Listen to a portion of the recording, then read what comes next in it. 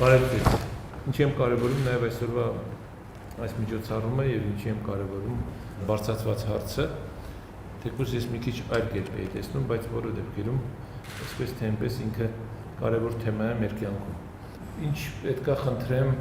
հատկապես տնտեսագետներից։ Մենք մի բաստողում ունենք, նաև կառավարման ապարատում այդ բաստողումը, երբ որ սկսում ենք թեմաներ քննարկել եւ այդ թեմաների քննարկումից հետո առաջարկություններ ներկայացնել, հոդվածներ պատրաստել, վերլուծություններ անել, իհարկե մենք ապավինում ենք թվերին եւ այդ թվերից ելնելով ենք մեր եզրակացությունները անում։ Ինչքանով են մենք կառավարության որոշումները, ազգային ժողովի օրենքները ապավինում թվերին, ես չեմ կարող ասել։ Իմ խնդրանքը ձեզնից, տնտեսագիտական համայնքից, այսպես ձևակերպեմ, շատ պետք է ակտիվ աշխատել կառավարության հետ եւ շատ պետք է ակտիվ աշխատել ազգային ժողովի հետ։ Այն ինչ որ դուք ստեղ գրում եք, այն ինչ որ վերլուծություններ կատարում եք, ինքը արդեն sense վտանգավոր է, բարձրացնից։ Ով որ տեսնա սա կփախնի։ Սա կարդալը ամբողջապես ընկալելը մարսելը բավականին դժվար գործ է։ Ամեն մարդ չի, ասեք ես անկեղծ եմ ձեր հետ խոսում։ Սրա մեջ պետք է կարողանալ գտնել այն ամենակարևորը, որ կհետաքրքրի կառավարությանը, գործադիր իշխանությանը, եթե պատգամավորներ չկան, նաև որ այս դրի իշխանության ներկայացուցիչների։ Պետք է կարողանալ այս ամենի ինչ որ դուք անում եք հասանելի դարձնել։ Սա այն բացն է, որ այսօր ես տեսնում եմ այս առօրյա աշխատանքի մեջ շփվելով, գնահատելով նաև ձեր աշխատանքը, բայց ձեր աշխատանքի արդյունավետությունը ավելի կբարձրանա, երբ որ նորից եմ կրկնում, սրանք դառնան սեղանի փաստաթուղթ համապատասխան կառույցների համար։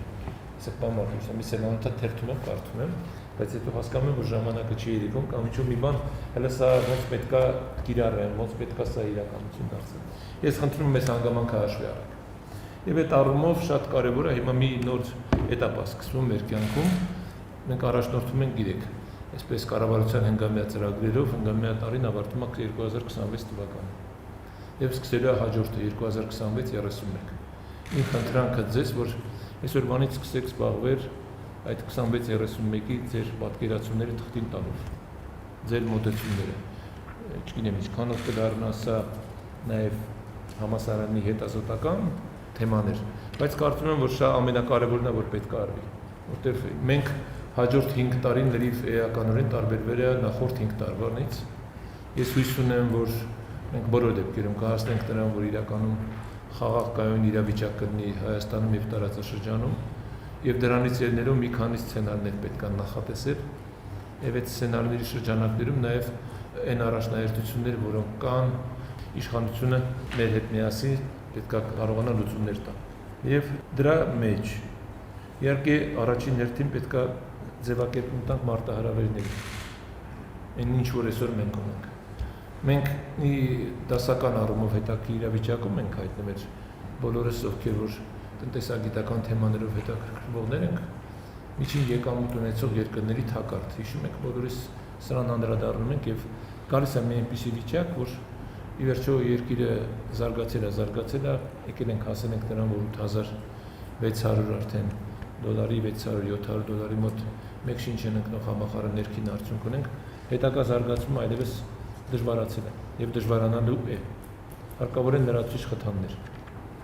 Այն ինչի մասին, որ վերջին 2 տարին խոսում էին եւ շատ քննադատում էին, հատկապես վերարտահանում եւ այլն, այստեղ էլ նստած մարդիկ կան, որոնք իրենց մեկնաբանություններում տարբեր գնահատականներ են տալիս, ես անձնական մոտեցում ունեմ, առաջին անգամ եմ արտահայտում, որևէ վատ բան չեմ տեսնում դրա մեջ եւ ընդհանրապես որևէ վատ բան չեմ տեսնում, եթե հնարավոր է եղած իրավիճակում եղած հնարավորությունները օգտագործել տնտեսական ակտիվ գործունեություն ծավալել։ Կլինի վերարտահանում, կլինի չվերարտահանում, կլինի նույնիսկ վերավաճառ կամ չգիտեմ ինչպես ուզում եք ձևակերպեք, բայց կարևորը տնտեսական գործունեությունն է։ Ուրիշ բան որ պետական քաղաքականության մշակման առումով կամ պետական իշխանական միջոցներ օգտագործելու առումով միգուցե պետք է հասկանալ արժի դրան խառնվել թե ոչ, սա ուրիշ հարց է, բայց ընդհանուր առմամբ իմ գնահատականն է, որ ստեղծված իրավիճակում այն իրավիճակն է, որ եղել է, հիմա էլ տեսնում եք ճշգրտումներ է գնում, արդեն նվազում է գնում, որտեղ այդպես է, իրավիճակը այդպես է պահանջում։ Հիմա այս խնդրում եմ, որ այս մարտահրավերները նկատի ունենանք բոլորս։ Ու նաև սրանից ելնելով մեր հետագա ուսումնասիրությունները, հետազոտությունները հենց այդ մարտահրավիրները հաղթահարելու շրջանակում են։ Երբ որ խոսում ենք խաղաղության խաչմերուկի մասին, ժամանակն է եկել, որ այդ խաղաղության խաչմերուկի պոտենցիալն է գնահատել։ Թեկուզ ես կիսում եմ այն տեսակետը եւ այն թեզն եմ առաջ տանում, որ ոչ ոք չի կարող մինչև վերջ հաշվարկել, թե ինչ ազդեցություն կունենա, ինչպես ոչ ոք չի կարող հաշվարկել, թե կոռուպցիայի դեմ պայքարը տնտեսության վրա ինչ ազդեցություն կունենա, միանշանակ է իմ ասածը։ Խնդրում եմ, եթե վիճելու առիթ կլինի հետագայում կարող ենք առանձին հավաքվել դրա մասին խոսել, բայց գնահատել հնարավոր չի։ Հիմա նույն խաղաղության խաչմերուկին, բայց գոնե մոտավորապես պետք է մենք հաշվարկ կատարենք, արդեն ժամանակն է դա, որովհետև շատերի կողմից ընկարվել է դա խաղաղության խաչմերուկ գաղափարը, քաղաքական առումով միանշանակ, հիմա տնտեսական առումով արդեն կարիք կա դրանք լրացնել, եւ մարդիկ սպասում են այ հիմա թվերի։ Ինչ դժվար աշխատանք է, բայց դե խնդրեմ, եթե հնարավորություն կա, այդ աշխատանքը կատարել։ Մյուս խնդիրը, որ ես տեսնում եմ այսօր մեր տնտեսության ընդհանրապես ապագայի միտված, մենք դրճագույն խնդիր ունենք գնահատելու այսօրվա մեր հարկային քաղաքականությունը, դե հասկանանք ընդհանրապես ինչ ճանապարհով են գնում, վարչարարությունը մեծացնել իջեցնել, դրա մասին կոնկրետ չեմ ուզում այսօր այս բանը խոսել, բայց բոլոր դեպքերում կարիք կա հասկանալու, նաև կարիք կա գնահատելու, նաև կարիք կա օգնելու պետական համապատասխան գերատեսչություններին, ես նկատում եմ հիմնականում ֆինանսների նախարարությանը, նաև իհարկե հարկայինին, պետական եկամուտներին, որպեսզի իրանք էլ իրենց գնահատականներում չսխալվեն։ Եվ թեմայի հետ կապված, հատկապես բոլորիս ամենաշատ հետաքրքրողը տարածքային զարգացման մասին է խոսքը, որտեղ մենք ինքներս գնահատում եւ հասկանում ենք, որ մենք մի երկիր, որտեղ որ ամբողջ տնտեսական, մշակութային եւ մարդկային պոտենցիալը կենտրոնացված է Երևանում։ Եվ հիմա մենք փորձում ենք, իհարկե իշխանությունը շատ ակտիվ է այդ առումով աշխատանքներ է կատարում եւ հատկապես ենթակառուցվածքների այդ մեծ ծավալի աշխատանքները կատարում են, որը միտում ունի հենց տարածքային զարգացման նախկին վեկտորը փոխել եւ տարալուծել Երևանի կուտակված ռեսուրսը դեպի մարզեր, դեպի հնարավորին չափ սահմանային, այսպես ասեմ, գոտի ինչքանով ենք հաջողվում, դեռևս չեմ կարող արձանագրել, որ այո, բայց վստահ եմ, որ վաղը միսօր դրան լինելու է, բայց մենք պետք է կարողանանք այս առումով գնահատականներ տանք, առաջին հերթին ինչն է խանգարում։ Եվ երկրորդը, եթե այդ խանգարող հանգամանքները մենք կարողանանք վերացնել, հաջորդը ինչ պետք է անենք։ Այստեղ օրենսդրական խնդիրներ ունենք, թե չէ, եւ այլ կարգավորումների կարիք ունենք, թե չէ։ Այս խնդիրն է, որ